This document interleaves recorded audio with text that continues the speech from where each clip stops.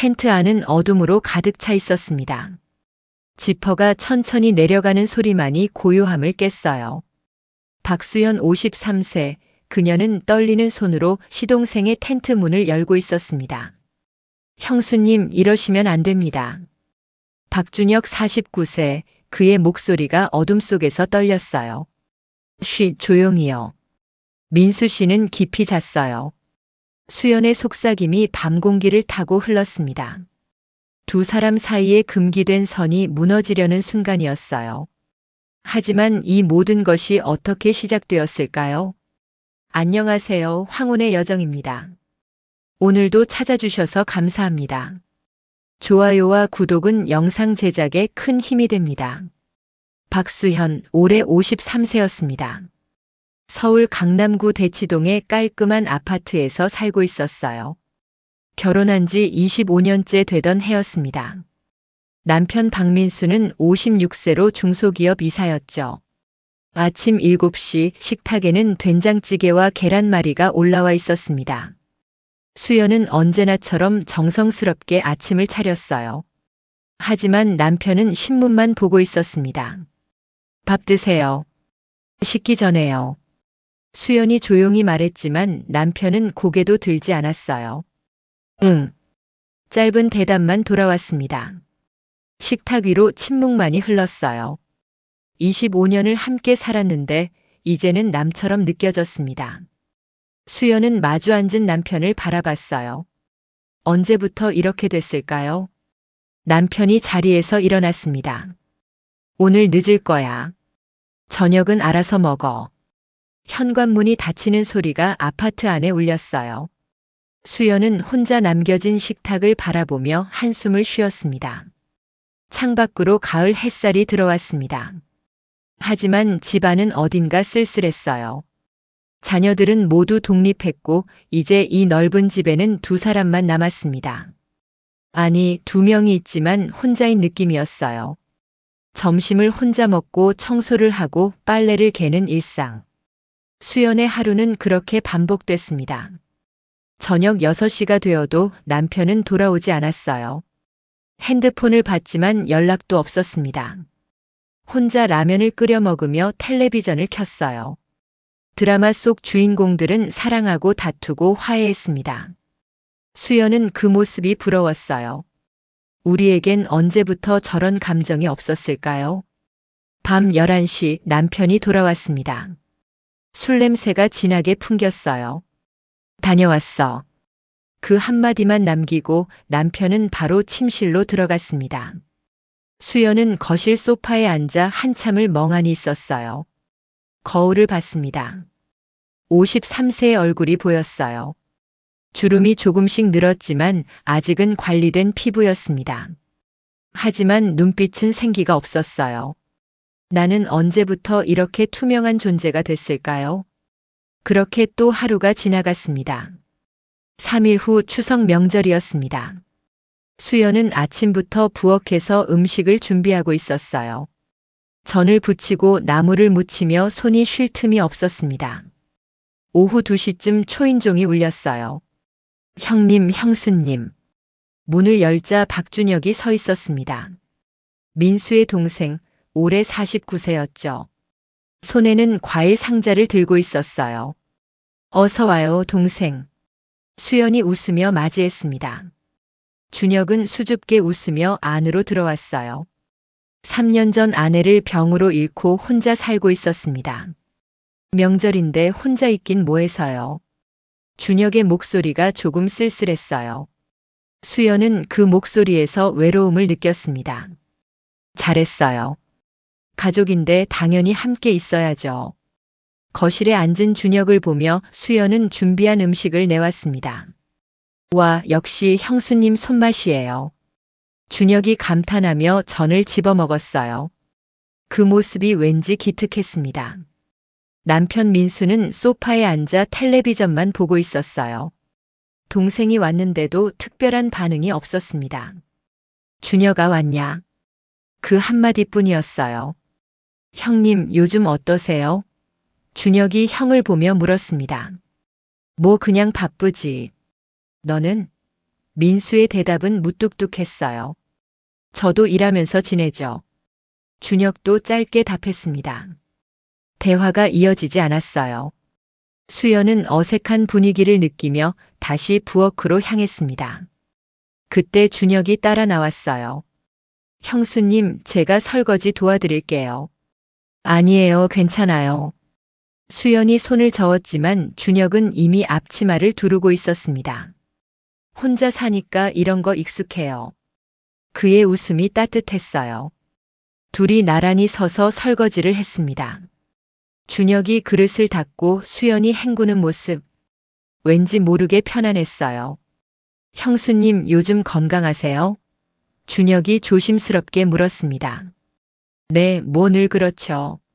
수연이 대답했지만 목소리에 힘이 없었어요. 준혁은 그 목소리의 의미를 알아챈 듯 했습니다. 형님이 형수님한테 잘해드리나요?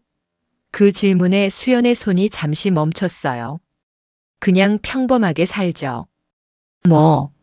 수연은 웃으며 대답했지만 그 웃음은 쓸쓸했습니다. 준혁은 더 이상 묻지 않았어요. 하지만 그의 눈빛에는 안타까움이 담겨 있었습니다. 저녁을 함께 먹고 준혁이 돌아가려 할 때였어요. 민수가 불쑥 말했습니다. 야, 준혁아. 형수가 동생 밥 좀 챙겨줄게. 혼자 사니까 걱정이거든. 형님 괜찮아요. 준혁이 손을 저었지만 민수는 이미 결정한 듯 했어요. 수현, 일주일에 한 번 정도 동생 집에 반찬 좀 갖다 줘. 형제인데 뭐. 수연은 남편을 바라봤습니다. 자기한테는 관심도 없으면서 동생은 챙기는 모습. 복잡한 감정이 들었지만 고개를 끄덕였어요. 그래요. 제가 챙겨드릴게요. 준혁이 돌아가고 수연은 설거지를 마저 했습니다. 그날 밤 침대에 누워서도 준혁의 얼굴이 떠올랐어요. 동생이 외로워 보였습니다. 나와 비슷한 외로움이 그의 눈에도 보였어요. 창밖으로 달빛이 들어왔습니다. 수연은 천장을 바라보며 생각했어요. 일주일에 한 번 반찬을 갖다 주는 것쯤이야. 가족인데 당연한 일이죠. 하지만 왜인지 가슴 한쪽이 두근거렸습니다. 그 이유를 아직 몰랐어요. 명절이 지나고 일주일 후였습니다. 수연은 보자기에 반찬을 쌌어요. 된장찌개, 멸치볶음, 시금치나물, 그리고 김치. 정성스럽게 준비한 반찬들이었습니다. 준혁의 오피스텔 주소를 내비게이션에 입력했어요. 상암동이었습니다. 차로 30분 거리였죠. 운전을 하며 수연은 괜히 긴장됐어요. 왜 떨리는 걸까요? 오피스텔 앞에 도착했습니다. 초인종을 눌렀어요. 누구세요? 준혁의 목소리가 인터폰을 타고 흘러나왔습니다. 저예요, 형수. 문이 열렸어요. 엘리베이터를 타고 14층으로 올라갔습니다. 복도를 걷는 동안 심장이 빨리 뛰었어요. 현관문이 열리고 준혁이 나타났습니다. 형수님, 이렇게까지 오시다니요. 반찬 좀 가져왔어요. 수연이 보자기를 건넸습니다. 준혁은 고마워하며 받았어요. 안에 들어오세요. 잠깐 쉬었다 가세요. 집안은 깔끔했지만 어딘가 쓸쓸했습니다. 거실에는 소파 하나와 작은 식탁만 있었어요. 벽에는 아내와 함께 찍은 사진이 걸려 있었습니다. 커피 드릴까요? 준혁이 물었습니다. 네, 감사해요. 수연은 소파에 앉았어요. 준혁이 커피를 타러 주방으로 갔습니다. 잠시 후 따뜻한 커피 2잔이 테이블 위에 놓였어요. 형수님 덕분에 집밥 먹는 게 얼마만인지 모르겠네요. 준혁의 목소리에는 진심이 담겨 있었습니다. 동생이니까 당연하죠. 자주 올게요. 수연이 웃으며 말했어요. 그 순간 준혁의 눈이 반짝였습니다. 정말요? 너무 패가 되는 거 아닌가요? 아니에요. 저도 할 일이 없어서 좀 심심했거든요. 수연의 솔직한 말이었습니다. 혼자 집에만 있으니 무료했어요. 누군가를 챙긴다는 게 오히려 의미 있게 느껴졌습니다. 그날 오후 두 사람은 1시간 넘게 이야기를 나눴어요. 준혁은 건축 설계 일에 대해 얘기했고 수연은 자녀들 근황을 전했습니다. 대화가 자연스럽게 흘렀어요.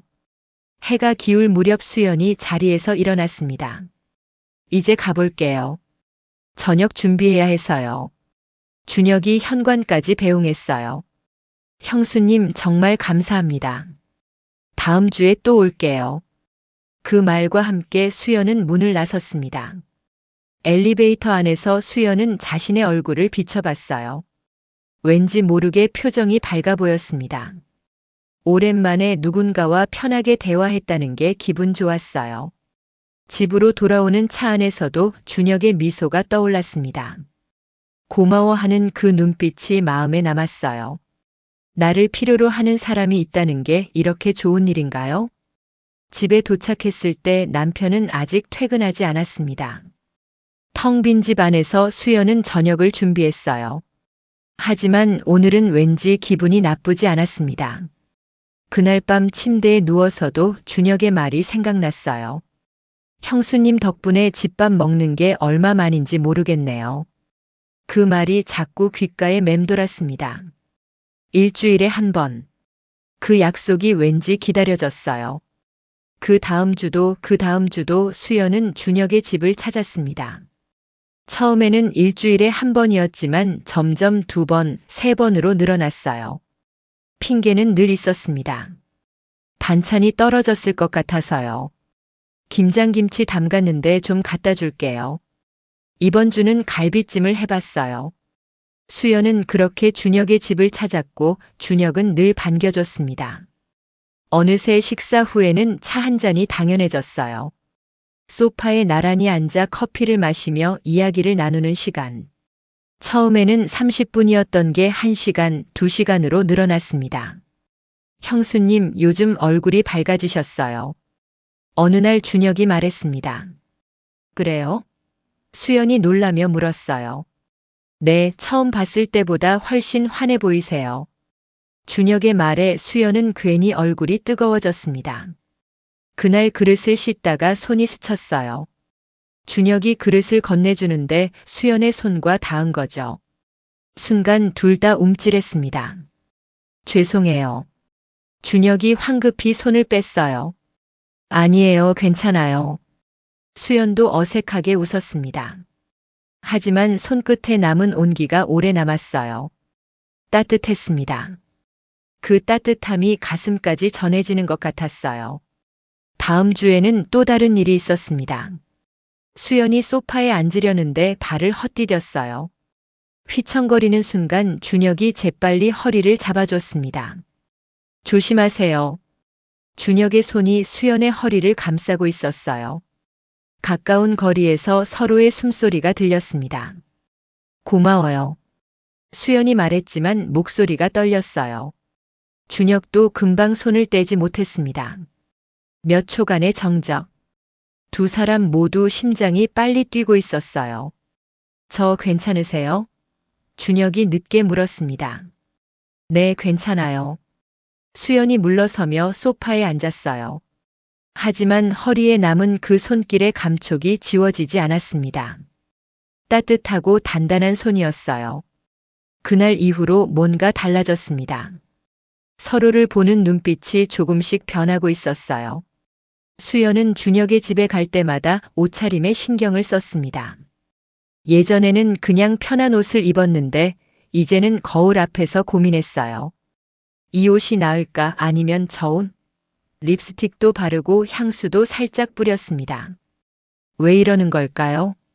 동생 집에 반찬 갖다 주는 건데. 하지만 마음은 솔직했어요.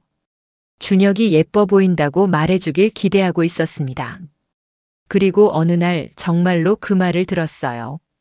형수님, 오늘 특별히 예쁘신데요? 준혁이 수연을 보며 말했습니다. 얼굴이 확 환해 보이세요. 수연은 당황하며 웃었어요. 그냥 날씨가 좋아서 기분이 좋나 봐요. 하지만 속으로는 가슴이 두근거렸습니다. 누군가에게 예쁘다는 말을 들은 게 얼마 만인지 기억도 안 났어요.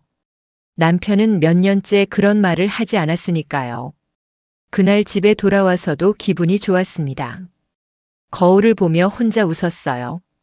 53세의 나도 아직 예쁘다고 들을 수 있구나. 하지만 동시에 불안했습니다. 이러면 안 되는 거 아닌가? 동생인데, 시동생인데. 자꾸 신경 쓰이는 이 마음은 뭘까요? 밤에 침대에 누워도 준혁의 목소리가 들렸어요. 오늘 특별히 예쁘신데요? 그 말이 자꾸 반복됐습니다. 수연은 이불을 덮었으며 혼잣말했어요. 이러면 안 돼. 정신 차려. 하지만 마음은 이미 흔들리고 있었습니다. 한 달이 지났습니다. 수연과 준혁의 만남은 이제 일주일에 3번으로 늘어나 있었어요. 반찬을 갖다 주는 것도 이제는 핑계에 가까웠습니다. 어느 목요일 오후였어요. 수연이 반찬통을 들고 준혁의 집에 도착했을 때 준혁이 색다른 제안을 했습니다. 형수님, 오늘은 제가 밥 살게요. 밖에서 먹어요. 밖에서요? 수연이 놀라며 물었어요. 네, 형수님이 늘 저한테만 해주시니까 오늘은 제가 대접하고 싶어요. 준혁의 눈빛이 진지했습니다. 수연은 잠시 망설였어요. 둘이서 밖에 나가는 거잖아요. 이러면 안 되는 거 아닌가? 하지만 결국 고개를 끄덕였습니다. 그래요. 그럼 뭐 가벼운 걸로 먹어요. 두 사람은 근처 조용한 카페로 갔습니다. 창가 자리에 앉았어요. 밖으로는 가을 단풍이 물들어가고 있었습니다. 브런치 세트를 주문했어요. 음식이 나오기를 기다리는 동안 대화가 시작됐습니다. 형수님, 형님은 요즘 어떠세요? 준혁이 조심스럽게 물었어요. 수연은 커피잔을 돌리며 대답했습니다. 뭐, 그냥 바쁘시죠. 늘 그렇듯이요. 목소리에 힘이 없었어요. 준혁은 그 목소리의 의미를 알았습니다. 형님이 형수님한테 잘해주시나요? 그 질문에 수연은 입술을 깨물었어요. 대답하기 어려운 질문이었습니다. 평범하게 살아요. 그냥요. 하지만 그 평범함 속에 외로움이 숨어 있었어요. 형수님. 준혁이 수연의 눈을 바라보며 말했습니다. 형수님은 평범하게 사실 분이 아닌데요. 그 말에 수연의 가슴이 철렁했어요. 무슨 말이에요? 수연이 떨리는 목소리로 물었습니다. 형수님은 특별하세요. 늘 다른 사람 챙기고 배려하시고. 그런데 정작 자신은 챙기지 않으시잖아요. 준혁의 말이 가슴 깊이 박혔습니다. 아무도 그런 말을 해준 적이 없었어요. 남편은 당연하다는 듯 모든 걸 받기만 했고 자녀들도 엄마니까 당연하다 여겼습니다. 저는 그냥. 수연이 말을 잇지 못했어요. 눈가가 촉촉해졌습니다. 형수님도 사랑받아야 해요. 준혁의 목소리가 조용히 울렸습니다. 두 사람은 한참을 말없이 앉아 있었어요. 창밖의 단풍이 바람에 흔들렸습니다. 음식이 나왔지만 둘 다 포크를 들지 못했어요. 형수님, 혹시 힘드시면 언제든 연락하세요. 제가 들어드릴게요. 준혁이 수연의 손을 살짝 건드렸습니다. 테이블 위로 스친 손끝. 고마워요, 동생. 수연이 작게 웃었어요. 하지만 그 웃음 뒤에는 복잡한 감정이 숨어 있었습니다. 이 남자가 왜 이렇게 다정할까요? 왜 내 마음을 흔들까요? 카페에서 나올 때 수연은 차에 올라타며 생각했어요. 오늘은 특별한 날이었다고. 누군가에게 특별하다는 말을 들은 날. 집으로 돌아오는 길 핸들을 잡은 손이 떨렸습니다. 가슴이 두근거렸어요. 53세의 나이에 이런 설렘을 느끼다니. 이러면 안 되는데. 하지만 멈출 수 없었습니다. 마음은 이미 움직이고 있었으니까요. 11월이 되었습니다. 날씨가 추워지면서 수연과 준혁의 만남은 더 자주 있었어요. 이제는 반찬을 핑계 삼지도 않았습니다. 그냥 보고 싶어서 만났어요. 남편 민수는 여전히 바빴습니다. 회식도 잦았고 주말에도 골프를 나갔어요. 수연은 그게 오히려 다행이라고 생각했습니다. 준혁을 만날 시간이 생겼으니까요. 어느 금요일 저녁이었어요. 오늘 민수 씨 회식이래. 동생 집 좀 다녀올게. 수연이 남편에게 말했습니다. 그래, 조심해서 다녀와. 남편은 무심하게 대답했어요.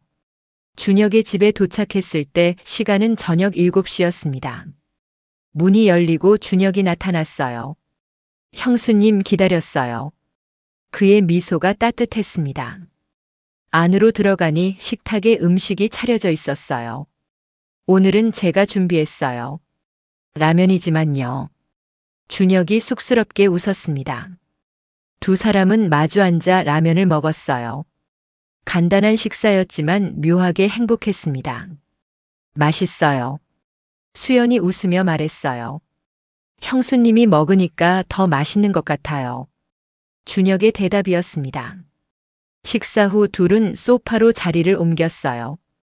텔레비전을 켰지만 집중하지 않았습니다. 서로의 존재만으로 충분했어요. 형수님. 준혁이 조용히 불렀습니다. 네.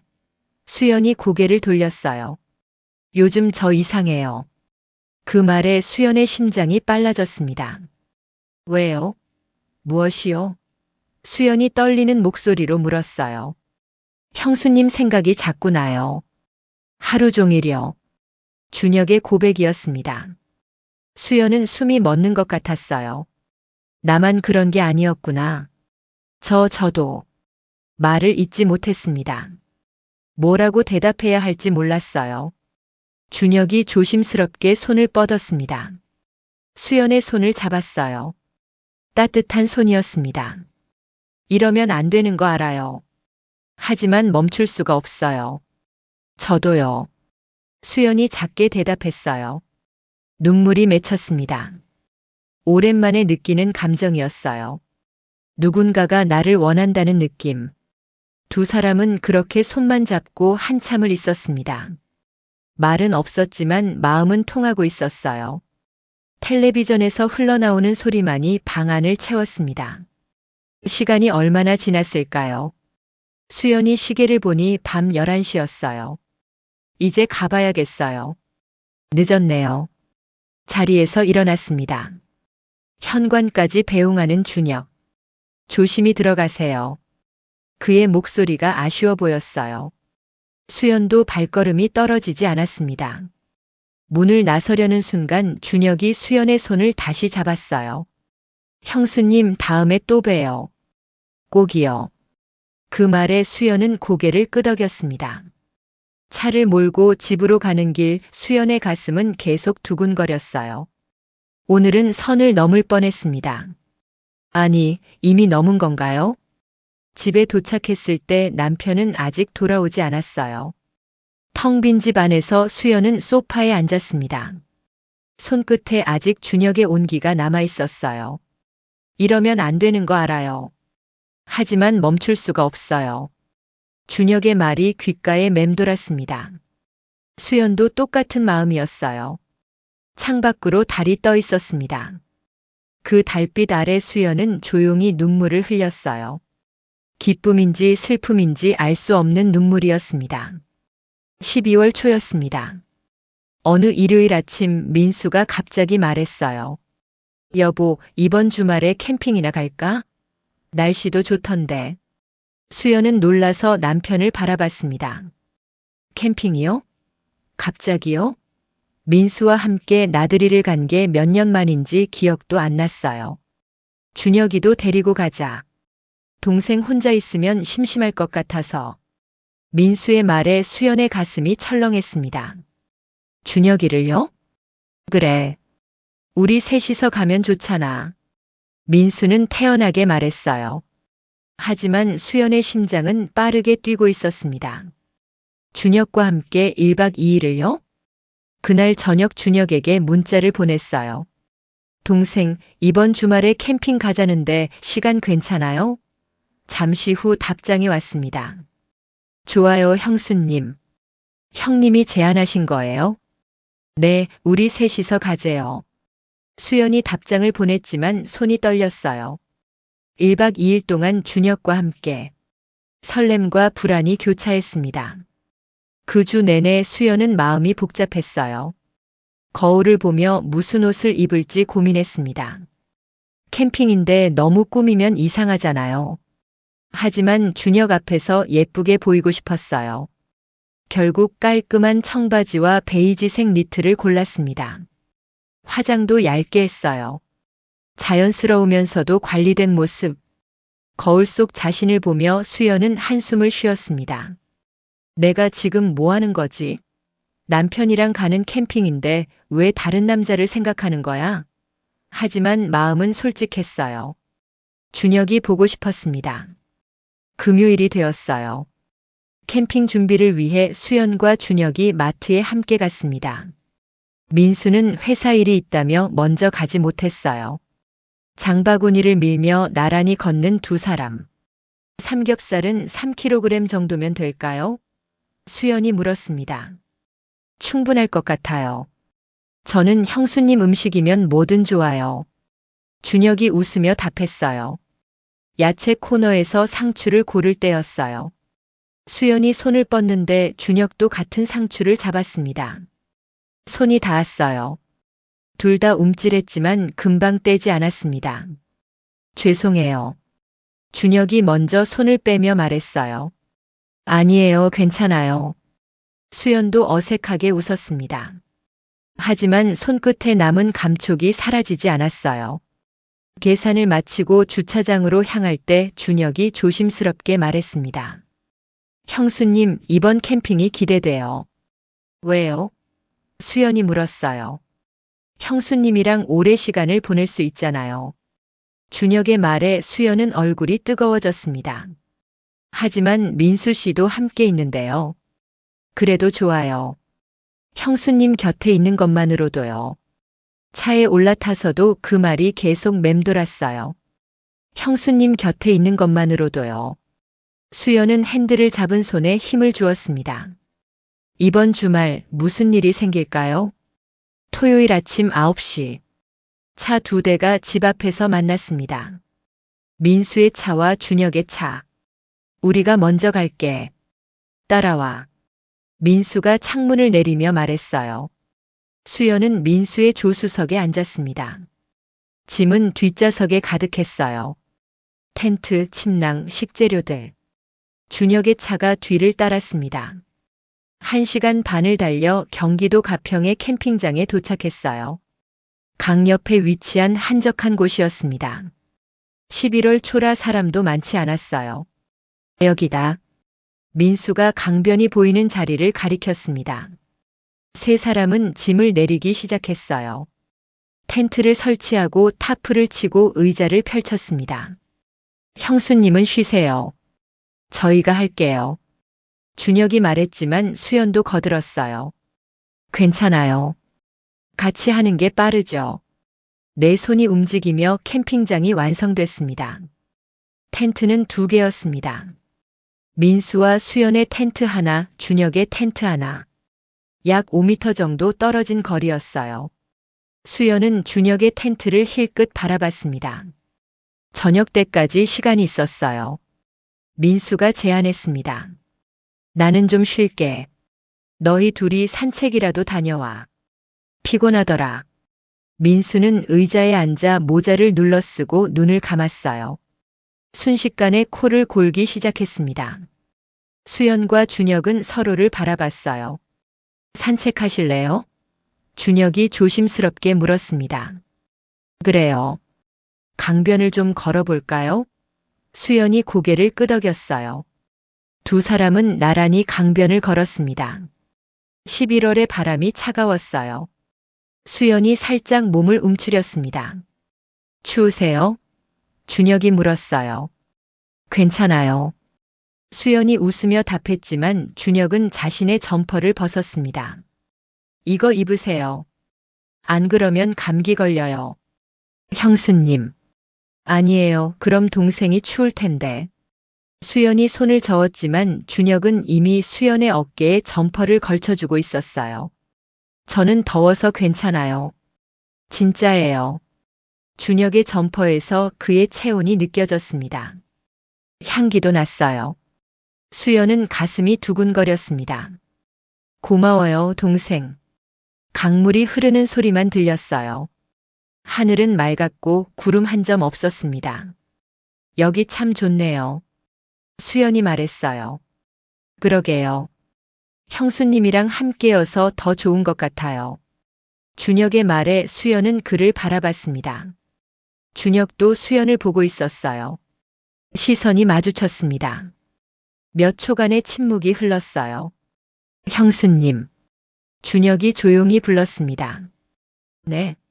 수연의 목소리가 떨렸어요. 저 형수님한테 하고 싶은 말이 있는데요. 그때였습니다. 멀리서 민수의 목소리가 들렸어요. 야, 너희 어디 갔어? 두 사람은 화들짝 놀라며 뒤를 돌아봤습니다. 민수가 손을 흔들고 있었어요. 형님이 부르시네요. 준혁이 아쉬운 표정으로 말했습니다. 가봐야겠어요. 수연도 고개를 끄덕였어요. 하지만 마음은 복잡했습니다. 준혁이 무슨 말을 하려던 걸까요? 돌아오는 길 두 사람은 말이 없었어요. 하지만 서로의 마음을 알고 있었습니다. 오늘 밤 무슨 일이 벌어질지도 모른다는 걸. 해가 지기 시작했습니다. 민수가 숯불을 피우고 수연이 고기를 꺼냈어요. 준혁은 야채를 씻었습니다. 세 사람의 협업으로 저녁 준비가 시작됐어요. 불판 위로 삼겹살이 올라갔습니다. 지글지글 소리와 함께 고소한 냄새가 퍼졌어요. 민수가 소주병을 땄습니다. 오늘은 실컷 마시자. 내일 집 가면 되니까. 세 사람은 잔을 부딪혔어요. 건배. 소주가 목으로 넘어갔습니다. 역시 밖에서 먹으니 맛있네. 민수가 고기를 입에 넣으며 말했어요. 형수 솜씨가 좋으니까요. 준혁이 맞장구 쳤습니다. 수연은 웃으며 상추에 고기를 싸주었어요. 먼저 민수에게, 그 다음 준혁에게. 준혁의 눈과 마주쳤습니다. 고마워요, 형수님. 준혁이 조용히 말했어요. 그 눈빛에는 감사함 이상의 무언가가 담겨 있었습니다. 수연은 시선을 피했어요. 술이 몇 병째 비워졌을까요? 민수의 얼굴이 붉어졌습니다. 나 좀 취한 것 같아. 먼저 들어가서 잘게. 너희는 더 있다가 들어와. 민수가 비틀거리며 텐트로 들어갔어요. 지퍼를 올리는 소리가 들렸습니다. 곧이어 코 고는 소리가 새어나왔어요. 완전히 잠든 거죠. 모닥불 앞에 수연과 준혁만 남았습니다. 11월의 밤 공기는 차가웠지만 불은 따뜻했어요. 강물 소리만 조용히 흘렀습니다. 형수님 추우세요? 준혁이 물었어요. 괜찮아요. 불이 있으니까. 수연이 대답했지만 어깨를 감쌌습니다. 준혁이 담요를 가져와 수연의 어깨에 걸쳐줬어요. 고마워요. 수연이 말했습니다. 준혁이 수연 옆에 앉았어요. 두 사람 사이의 거리가 가까워졌습니다. 어깨가 닿을 듯 말 듯한 거리였어요. 형수님. 준혁이 조용히 불렀습니다. 네. 수연이 그를 바라봤어요. 아까 하려던 말 있잖아요. 준혁의 목소리가 떨렸습니다. 무슨 말이요? 수연도 떨리는 목소리로 물었어요. 사실 요즘 형수님 생각이 너무 많이 나요. 하루 종일이요. 아니, 매 순간이요. 수연의 심장이 빠르게 뛰었습니다. 준혁이 계속 말했어요. 이러면 안 되는 거 알아요. 형수님은 형님 아내시고 저는 동생이잖아요. 하지만 멈출 수가 없어요. 동생. 수연이 입을 열었지만 말이 이어지지 않았습니다. 눈가에 눈물이 맺혔어요. 저도요. 저도 그래요. 정말요? 준혁이 놀라며 수연을 바라봤습니다. 네. 저도 동생 생각이 자꾸 나요. 이러면 안 되는데, 멈춰야 하는데. 안 돼요. 준혁이 조심스럽게 수연의 손을 잡았어요. 따뜻한 손이었습니다. 형수님, 저 미쳤나 봐요. 지금 형님은 저기 주무시고 계시는데 이런 말을 하다니. 수연도 준혁의 손을 꽉 잡았습니다. 저도 미쳤어요. 25년을 함께 산 남편이 있는데 다른 남자를 생각하다니. 눈물이 흘러내렸어요. 형수님, 울지 마세요. 준혁이 수연의 눈물을 닦아줬습니다. 손가락이 볼을 따라 부드럽게 움직였어요. 수연은 눈을 감았습니다. 그 순간이었어요. 준혁의 입술이 수연의 이마에 닿았습니다. 조심스러운 키스였어요. 수연은 몸이 굳었지만 피하지 않았습니다. 미안해요. 저도 모르게. 준혁이 황급히 물러나려 했어요. 하지만 수연이 그의 손을 잡아 끌었습니다. 괜찮아요. 괜찮아요, 동생. 두 사람은 서로를 바라봤어요. 모닥불이 얼굴을 붉게 물들이고 있었습니다. 시간이 멈춘 것 같았어요. 형수님, 저 오늘 밤 못 참을 것 같아요. 준혁의 고백이었습니다. 형님한테 정말 죄송하지만 저도요. 수연도 솔직하게 대답했어요.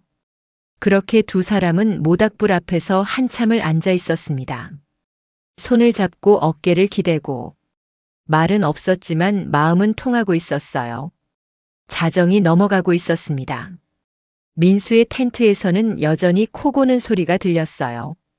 준혁이 일어섰습니다. 형수님, 저 텐트로 들어갈게요. 이러다가 정말 큰일 날 것 같아서요. 수연도 고개를 끄덕였어요. 그래요. 저도 들어가야죠. 하지만 발이 떨어지지 않았습니다. 두 사람은 서로를 바라보며 한참을 서 있었어요. 안녕히 주무세요, 형수님. 준혁이 먼저 텐트로 향했습니다. 수연도 민수의 텐트로 돌아왔어요. 지퍼를 내리고 안으로 들어갔습니다. 민수는 여전히 깊이 자고 있었어요. 술 냄새가 진했습니다. 수연은 침낭에 누웠지만 잠이 오지 않았어요. 5미터 떨어진 곳에 준혁이 있다는 게 느껴졌습니다. 시간이 흘렀습니다. 새벽 1시, 2시. 수연은 뒤척이며 천장을 바라봤어요.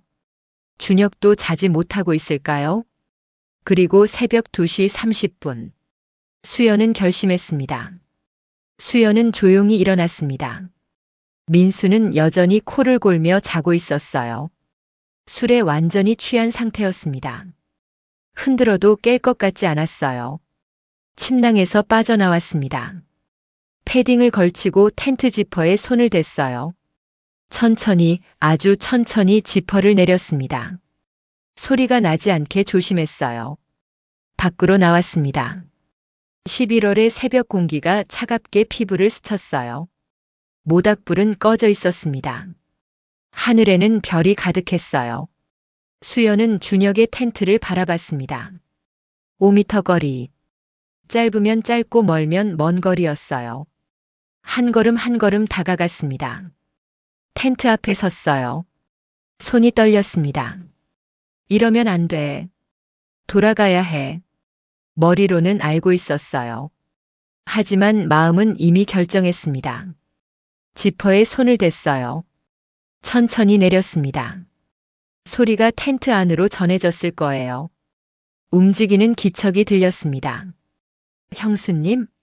준혁의 목소리가 어둠 속에서 들렸어요. 놀란 목소리였습니다. 수연은 대답 대신 텐트 안으로 들어갔어요. 어둠 속에서 준혁의 실루엣이 보였습니다. 앉아있는 모습이었어요. 형수님, 이러시면 안 됩니다. 그의 목소리가 떨렸습니다. 쉬, 조용히요. 민수 씨는 깊이 잤어요. 수연이 속삭였습니다. 지퍼를 다시 올렸어요. 완전히 닫혔습니다. 이제 둘만의 공간이었어요. 정말 괜찮으신 거예요? 준혁이 떨리는 목소리로 물었습니다. 수연은 그에게 다가가 앉았어요. 손을 뻗어 그의 얼굴을 만졌습니다. 한 번만이라도 여자로 느끼고 싶어요. 수연의 고백이었습니다. 남편한테는 오래전부터 그냥 가사 도우미였어요. 여자로 대해준 적이 없어요. 준혁의 손이 수연의 손을 감쌌습니다. 형수님은 제게 너무 소중한 분이에요. 여자로서도 사람으로서도. 그의 목소리에는 진심이 담겨 있었어요. 두 사람의 거리가 가까워졌습니다. 숨소리가 들렸어요. 준혁의 손이 수연의 어깨를 감쌌고 수연은 그의 품에 안겼습니다. 미안해요, 형님. 하지만 오늘 밤만은 형수님을 지켜드리고 싶어요. 준혁이 수연의 귀에 속삭였어요. 수연은 눈을 감았습니다. 그날 밤 금기된 선이 무너졌습니다. 텐트 안은 어둠으로 가득했지만 두 사람의 체온이 공간을 채웠어요. 조심스러운 손길, 떨리는 숨소리, 그리고 억눌렀던 감정의 폭발. 오랜만에 수연은 여자로 느껴졌습니다.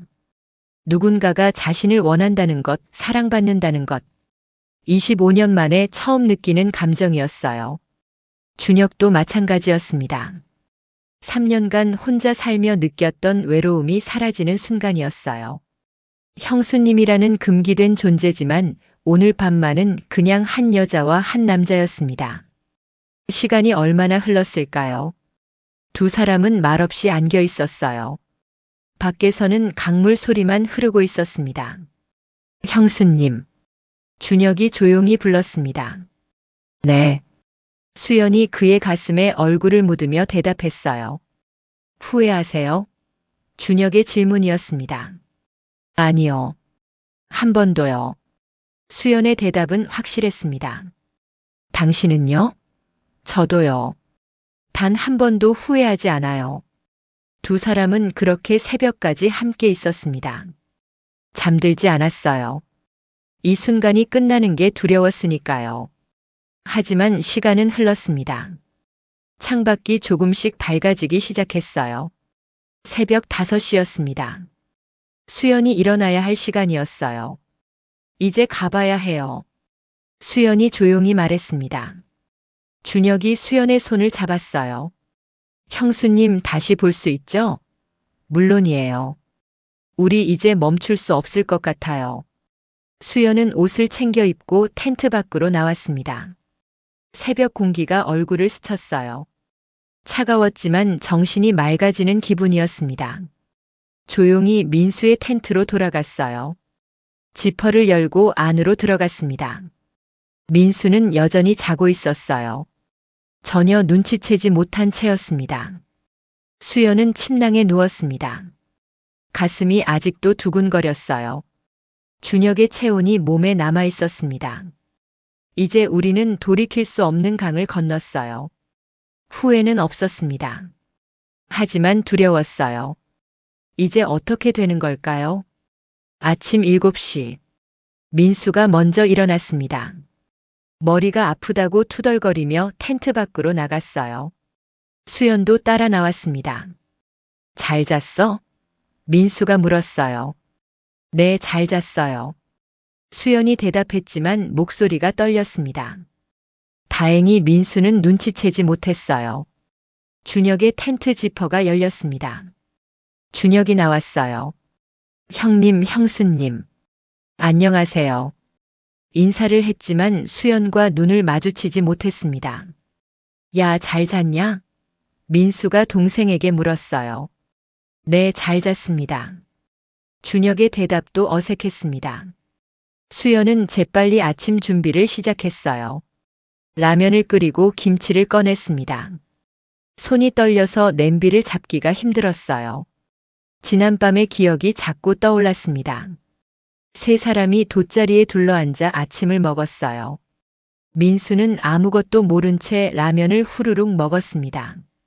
역시 밖에서 먹으니 맛있네. 수연과 준혁은 거의 말이 없었어요.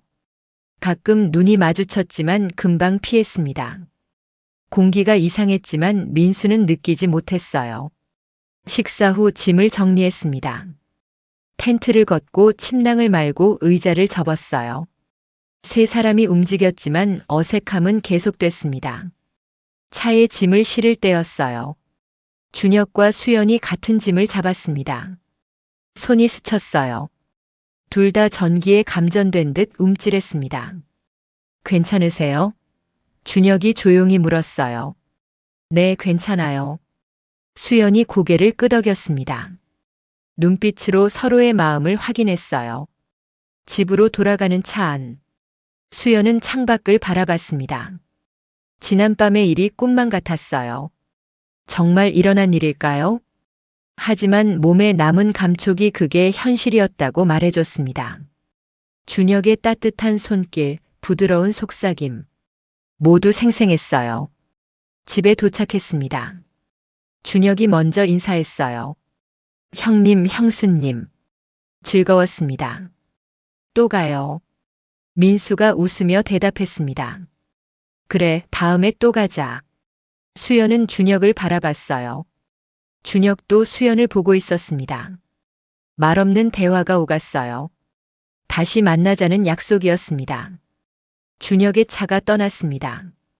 수연은 그 차가 보이지 않을 때까지 서 있었어요. 가슴이 텅 빈 것 같았습니다. 집 안으로 들어왔어요. 민수는 바로 소파에 누워버렸습니다. 피곤하다며 눈을 감았어요.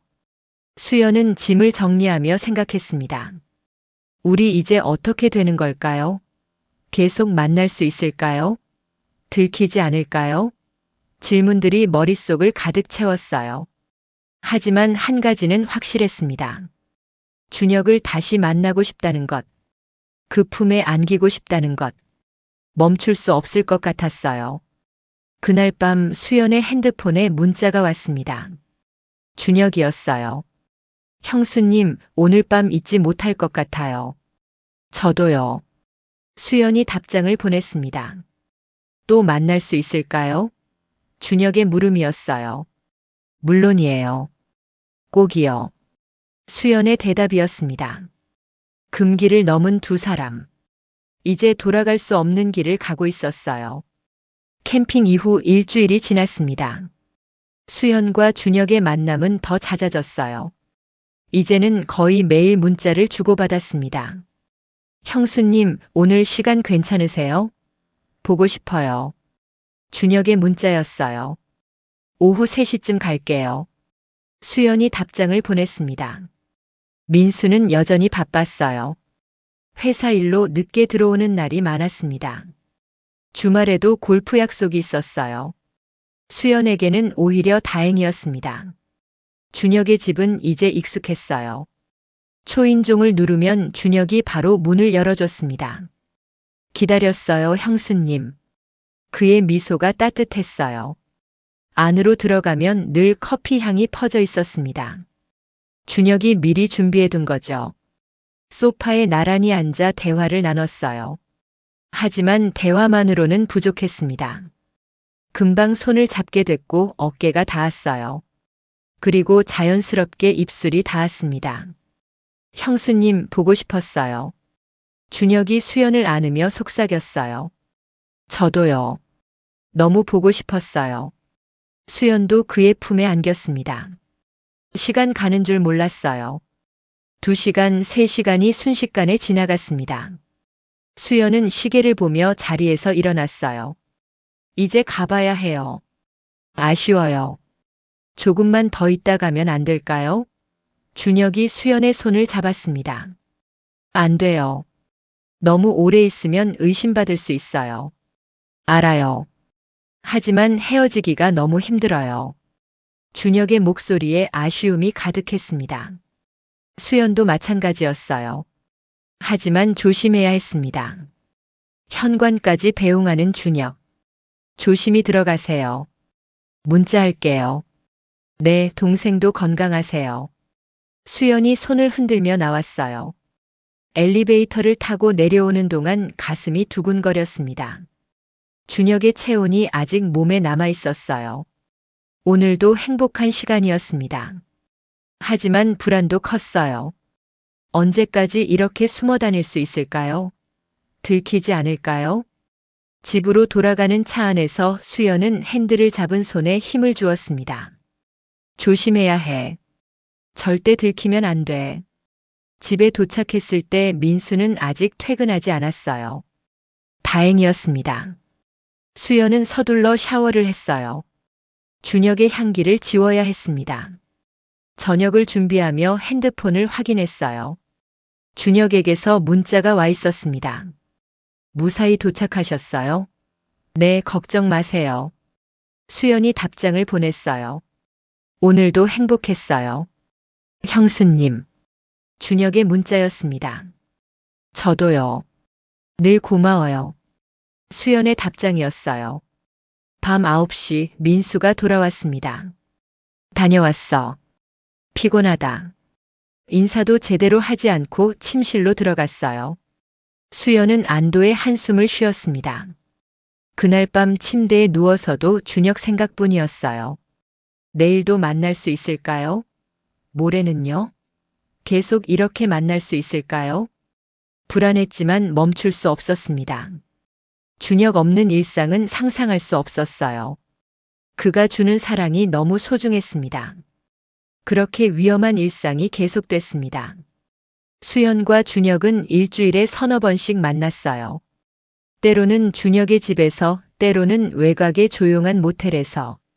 들킬까 조마조마하면서도 만남을 멈출 수 없었습니다. 사랑이 깊어질수록 위험도 커지고 있었어요. 12월 중순이었습니다. 어느 수요일 저녁 민수가 일찍 퇴근했어요. 평소보다 2시간이나 빨랐습니다. 여보 왔어. 민수가 현관문을 열고 들어왔습니다.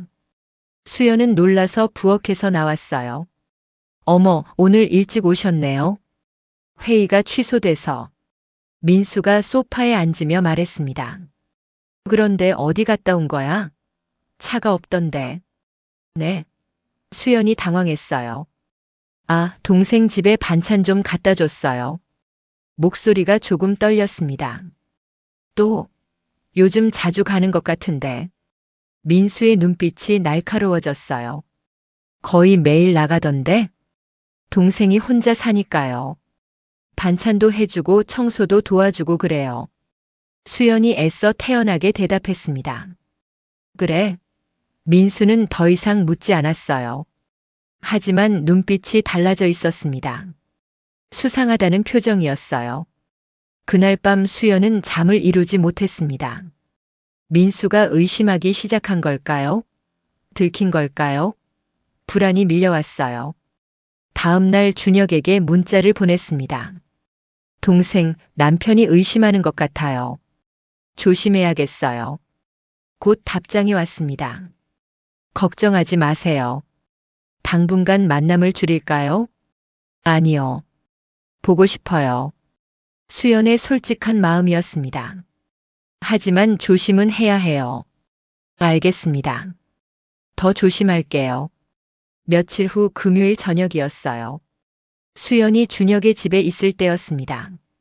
소파에 나란히 앉아 대화를 나누고 있었어요.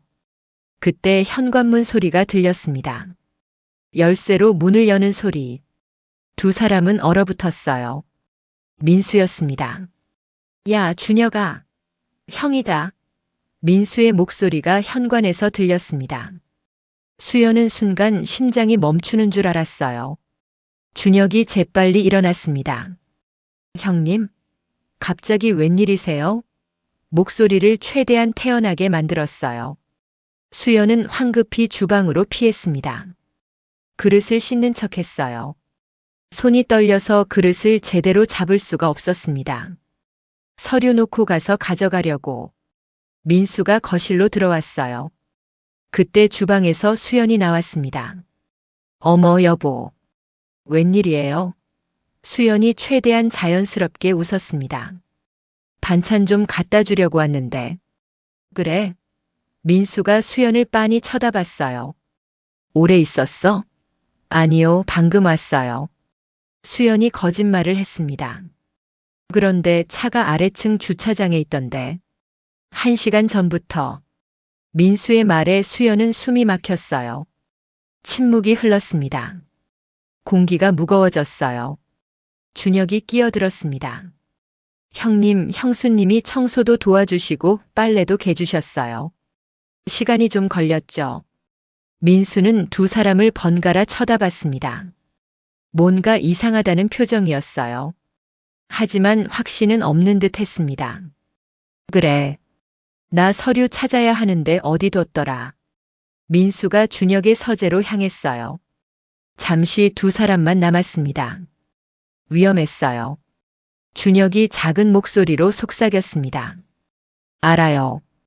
가슴이 아직도 두근거려요. 수연이 대답했어요. 민수가 서류를 찾아 나왔습니다. 찾았다. 나 먼저 갈게. 당신도 집에 가. 늦었어. 수연에게 말했어요. 네, 지금 갈게요. 수연이 가방을 챙겼습니다. 준혁에게 눈빛으로 인사하고 민수를 따라 나왔어요. 엘리베이터 안은 침묵이 흘렀습니다. 민수가 입을 열었어요. 요즘 동생이랑 자주 보는 것 같은데. 뭔가 있는 거 아니야? 무슨 말씀이세요? 동생인데요. 수연이 황급히 부인했습니다. 가족이잖아요. 챙겨주는 게 당연하죠. 그냥 느낌이 이상해서. 민수가 수연을 빤히 쳐다봤어요. 너무 자주 만나는 거 아닌가 싶어서. 신경 쓰지 마세요. 그냥 동생 밥 챙겨주는 거예요. 수연이 태연하게 대답했지만 식은땀이 흘렀습니다. 집에 도착했어요. 수연은 바로 침실로 들어가 문을 닫았습니다. 가슴을 쓸어내렸어요. 오늘 정말 큰일 날 뻔했습니다. 핸드폰에 준혁의 문자가 왔어요. 괜찮으세요? 형님이 의심하시는 것 같아요. 수연이 답장을 보냈습니다. 저도 그렇게 느꼈어요. 조심해야겠어요. 당분간 만남을 줄여야 할까요? 준혁의 물음이었습니다. 수연은 한참을 고민했어요. 그리고 답장을 보냈습니다. 아니요. 만나요. 하지만 더 조심해요. 서로를 포기할 수 없었습니다. 하지만 둘 다 알고 있었어요. 이대로는 오래 갈 수 없다는 것을. 언젠가는 들킬 거라는 것을. 크리스마스가 다가왔습니다. 거리는 화려한 불빛으로 가득했어요. 하지만 수연의 마음은 어두웠습니다. 민수의 의심은 계속됐어요. 어디 가냐고 물어보고 몇 시에 돌아오냐고 확인했습니다.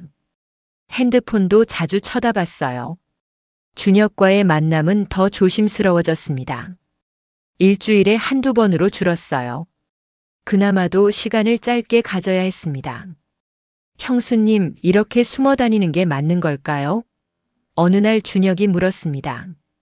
둘은 외곽의 조용한 카페에 앉아 있었어요. 저도 모르겠어요. 수연이 커피잔을 돌리며 대답했습니다. 하지만 당신을 포기할 순 없어요. 저도요. 형수님 없는 삶은 상상할 수 없어요. 준혁이 수연의 손을 잡았습니다. 하지만 이대로는 안 되잖아요. 그럼 어떻게 해야 하죠? 수연이 눈물을 글썽이며 물었어요. 이혼할까요? 정식으로 만날까요? 준혁은 대답하지 못했습니다. 그것도 쉬운 일이 아니었어요. 형과 형수의 이혼, 그리고 둘의 재결합. 세상이 용납하지 않을 일이었습니다. 조금만 더 생각해봐요. 방법이 있을 거예요. 준혁이 수연을 위로했지만 목소리에 확신은 없었어요. 그날 밤 집에 돌아온 수연은 거울을 봤습니다. 53세의 얼굴이 지쳐 보였어요. 이렇게 사는 게 맞는 걸까요? 며칠 후 결정적인 사건이 터졌습니다. 민수가 수연의 핸드폰을 봤어요. 잠깐 자리를 비운 사이 몰래 확인한 거죠. 준혁과의 문자 내역이 그대로 남아 있었습니다. 사랑한다는 말, 보고 싶다는 말. 모든 게 드러났어요. 저녁에 민수가 폭발했습니다. 이게 뭐야? 동생이랑 무슨 짓을 한 거야? 핸드폰을 던지며 소리쳤어요. 수연은 아무 말도 하지 못했습니다. 들킨 거였어요. 변명의 여지가 없었습니다. 대답해봐. 준혁이랑 뭐 한 거냐고. 민수가 다가와 수연의 어깨를 잡았습니다. 거칠게 흔들었어요. 미안해요. 수연이 작게 말했습니다. 정말 미안해요. 하지만 나는 멈출 수 없었어요. 미쳤어? 그게 내 동생이야. 동생. 민수가 벽을 쳤습니다. 주먹이 벽에 부딪혔어요. 당신도 나한테 잘못했잖아요. 수연이 용기를 내어 말했습니다. 15년 동안 나를 여자로 대해준 적 있어요? 나는 그냥 가정부였어요. 그게 동생이랑 바람 피워도 되는 이유가 돼? 민수가 소리쳤습니다. 나도 외로웠어요. 나도 사랑받고 싶었어요. 수연도 눈물을 흘리며 맞섰습니다. 그날 밤 집 안은 난장판이 됐어요. 소리 지르고 물건 던지고 25년 결혼 생활이 무너지는 소리였습니다. 새벽이 되어서야 둘 다 지쳐 멈췄어요. 민수가 마지막으로 말했습니다. 준혁이랑 절대 만나지 마. 한 번만 더 만나면 이혼이야. 수연은 대답하지 않았습니다. 이혼이라는 말이 현실로 다가왔어요. 다음 날 준혁에게 전화를 걸었습니다. 들켰어요. 준혁의 목소리가 떨렸어요. 형님이 아세요? 네. 핸드폰을 봤어요. 수연이 울먹이며 말했습니다. 이제 어떡하죠? 형수님, 제가 형님한테 사과할게요. 모든 게 제 잘못이라고 말할게요. 준혁이 말했지만 수연이 막았습니다. 아니에요. 그러면 더 복잡해져요. 잠시 우리 만남을 멈춰요. 수연의 결정이었습니다. 형수님, 그럼 우리. 준혁의 목소리가 떨렸어요. 얼마 동안만이에요. 상황이 진정되면 다시 만나요. 수연이 약속했습니다. 하지만 둘 다 알고 있었어요.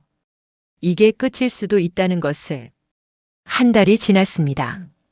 수연과 준혁은 만나지 못했어요. 문자도 전화도 하지 않았습니다. 완전한 단절이었어요. 민수는 수연을 감시했습니다. 어디 가는지 확인하고 핸드폰도 수시로 체크했어요. 수연은 집에만 있었습니다. 창밖을 바라보며 준혁을 생각했어요. 지금 뭐 하고 있을까요? 나를 그리워하고 있을까요? 눈물이 흘렀습니다. 1월이 되었어요. 어느 추운 겨울날 아침 수연의 핸드폰에 문자가 왔습니다. 준혁이었어요. 형수님, 저 이사 가요. 부산으로요. 회사에서 발령이 났어요. 수연은 핸드폰을 떨어뜨릴 뻔했습니다. 부산이요? 언제요? 황급히 답장을 보냈어요. 다음 주요.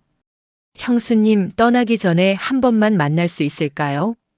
수연은 고민했습니다. 민수가 알면 큰일이었어요. 하지만 마지막이라면 준혁을 보내기 전에 한 번만. 알겠어요. 내일 강변으로 나올게요. 우리 처음 산책했던 곳으로. 수연이 답장을 보냈습니다. 다음 날 오후 3시. 수연은 가평 캠핑장 근처 강변에 나왔어요. 준혁이 먼저 와서 기다리고 있었습니다. 형수님. 준혁이 수연을 보고 달려왔어요. 두 사람은 포옹했습니다. 얼마 만에 포옹인지 서로의 체온이 그리웠어요. 정말 가시는 거예요? 수연이 눈물을 흘리며 물었습니다. 네. 어쩔 수 없어요. 회사 명령이에요. 벤치에 나란히 앉았습니다. 강물이 흐르고 있었어요. 여름에 캠핑 왔던 그곳이었습니다. 형수님 후회하세요? 준혁이 물었어요. 아니요. 한 번도요. 수연의 대답은 확실했습니다. 당신은요? 저도요. 형수님과 함께한 시간은 제 인생에서 가장 행복한 시간이었어요. 준혁이 수연의 손을 잡았습니다. 저도요. 53년을 살면서 진짜로 사랑받는다는 느낌은 처음이었어요. 수연이 준혁의 어깨에 머리를 기댔어요. 두 사람은 한참을 그렇게 앉아 있었습니다. 말이 필요 없었어요. 그저 함께 있다는 것만으로 충분했습니다. 해가 기울기 시작했어요. 이제 헤어져야 할 시간이었습니다. 수연이 먼저 일어났어요. 건강하세요, 동생. 부산에서 행복하게 사세요. 수연이 눈물을 닦으며 말했습니다. 형수님도요. 꼭 행복하세요. 준혁도 눈가가 붉어졌어요. 언젠가 다시 만날 수 있을까요? 모르겠어요. 하지만 마음속엔 늘 동생이 있을 거예요. 수연이 준혁의 볼을 쓰다듬었습니다. 마지막 포옹이었습니다. 오래, 아주 오래 안고 있었어요. 이게 정말 마지막 일지도 몰랐으니까요. 먼저 가볼게요. 수연이 몸을 돌렸습니다. 뒤돌아보지 않으려 했어요. 눈물이 멈추지 않을 것 같았으니까요. 형수님, 준혁이 불렀습니다. 수연이 멈춰 섰어요. 사랑했어요. 진심으로요. 저도요. 평생 잊지 못할 거예요. 수연이 고개도 돌리지 않고 대답했습니다. 그리고 걸음을 옮겼어요. 차에 올라타서야 눈물이 쏟아졌습니다. 핸들을 붙잡고 한참을 울었어요. 가슴이 찢어지는 것 같았습니다. 집으로 돌아오는 길 백미러로 강변을 봤습니다. 준혁은 아직도 그 자리에 서 있었어요. 손을 흔들고 있었습니다. 수연도 차창 너머로 손을 흔들었어요. 안녕, 동생. 행복해요. 차가 멀어져 갔습니다. 6월이었습니다. 여름이 다가오고 있었어요. 수연은 창가에 서서 하늘을 바라봤습니다. 준혁이 떠난 지 반년이 지났어요. 그동안 연락은 없었습니다. 서로를 위해 거리를 둔 거죠. 민수와의 관계는 예전으로 돌아갔습니다. 아니, 더 써먹해졌어요. 대화는 거의 없었고 각자의 삶을 살았습니다. 하지만 수연은 달라져 있었어요. 예전처럼 투명한 존재가 아니었습니다. 자신을 사랑하게 됐어요. 거울을 보며 생각했습니다. 나도 한때는 누군가에게 설레게 했던 여자였어. 사랑받을 자격이 있는 사람이었어. 준혁과의 시간이 주었던 선물이었습니다. 여자로서의 자신을 되찾은 거죠. 비록 금기된 사랑이었지만 후회는 없었어요. 어느 날 민수가 말했습니다. 준혁이가 부산에서 이직한대. 서울로 다시 올라온다더라. 수연의 심장이 빨리 뛰었어요. 하지만 태연하게 대답했습니다. 그래요? 잘 됐네요. 다시 만나게 될까요? 모르겠어요. 하지만 만나도 예전처럼은 아닐 거예요. 이제는 추억으로 간직하는 게 맞습니다. 창밖으로 여름 햇살이 들어왔어요. 수연은 커피잔을 들고 소파에 앉았습니다. 핸드폰을 봤어요. 준혁에게서 문자가 와 있었습니다. 형수님, 서울로 올라갑니다. 건강하시죠? 잠시 망설이다 답장을 보냈어요. 네, 건강해요. 동생도 잘 지내요. 짧은 답장이었습니다. 더 이상은 쓰지 않았어요. 준혁의 답장이 왔습니다. 네, 형수님. 늘 행복하세요. 그게 마지막 문자였어요. 수연은 핸드폰을 내려놓고 창밖을 바라봤습니다. 준혁과의 추억이 머릿속을 스쳤어요. 캠핑장의 밤, 텐트 안에서의 속삭임, 강변에서의 마지막 포옹. 모두 소중한 기억이었습니다. 잘못된 사랑이었지만 그 시간만큼은 진심이었어요. 53세에 느낀 마지막 설렘이었습니다. 이제는 보내야 해요. 마음속 깊이 간직하고 각자의 길을 가야 합니다. 그게 서로를 위한 일이니까요. 수연은 커피를 마시며 미소 지었습니다. 후회는 없어요. 그 사랑 덕분에 나를 사랑하게 됐으니까요. 창밖으로 여름 바람이 불어왔습니다. 새로운 계절이 시작되고 있었어요. 수연도 새로운 시작을 준비하고 있었습니다. 준혁 씨, 행복하세요. 그리고 고마웠어요. 수연이 조용히 속삭였습니다. 그 속삭임은 바람을 타고 어딘가로 날아갔어요. 오늘의 이야기는 여기까지입니다. 나이가 들어도 사랑은 찾아오고 때로는 금기된 감정도 피어나곤 합니다. 잘못된 사랑일지라도 그 순간만큼은 진심이었고 그 진심이 우리를 살아있게 만듭니다. 여러분은 이 이야기를 어떻게 생각하시나요? 댓글로 의견을 들려주세요. 그리고 구독과 좋아요도 잊지 말아주세요. 감사합니다.